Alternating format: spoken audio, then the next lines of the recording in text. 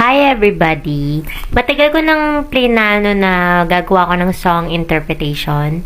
Kasi gusto ko lang makita nyo and magkaroon kayo ng idea about other side of things in life para mas exciting. Kasi minsan ng mga tao hindi sila exposed sa spirituality. And the number one reason is hindi nila na-experience yung spiritual awakening.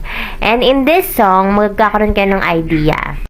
Okay, so to better understand, nag-search ako kay AI Google sa definition ng spiritual awakening and spiritual emergency and kung ano yung mas mahirap ma-experience sa dalawa. So, eto yun. I'm gonna read it all to you guys. So, here it is. Isang spiritual awakening or spiritual na paggising ay ang pagbabago ng pananaw ng isang tao kung saan nagkakaroon siya ng mas malalim na koneksyon sa kanyang sarili, sa ibang tao, at sa mundo. Narito ang simpleng paliwanag kung ano ang nangyari kapag nararanasan ito. Mga pangunahing senyales, bagong pananaw. Parang nagising ka mula sa isang panaginip at nakita mo ang totoong kahulugan ng buhay. Malalim na tanong. Nagsisimula ka magtanong ng, sino ba talaga ako? O anong layunin ko sa mundo? Pagbabago ng prioridad.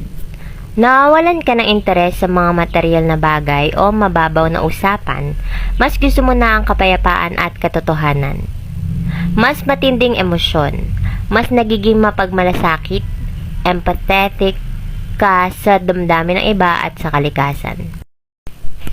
Madalas itong nagsisimula pagkatapos ng isang matinding krisis sa buhay, tulad ng kabiguang puso, matinding sakit, o pagkawala ng mahal sa buhay. Hindi ito nakatali sa isang partikular na relihiyon. Ito ay isang personal na karanasan ng paglago ng kaluluwa. Okay, so ito yung pinagkaiba ng spiritual awakening at spiritual emergency.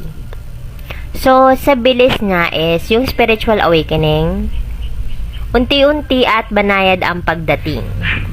Control, kaya mo pa rin gawin ang pang-araw-araw na trabaho. Emosyon, kapayapaan, pag-ibig at malalim na pag-unawa.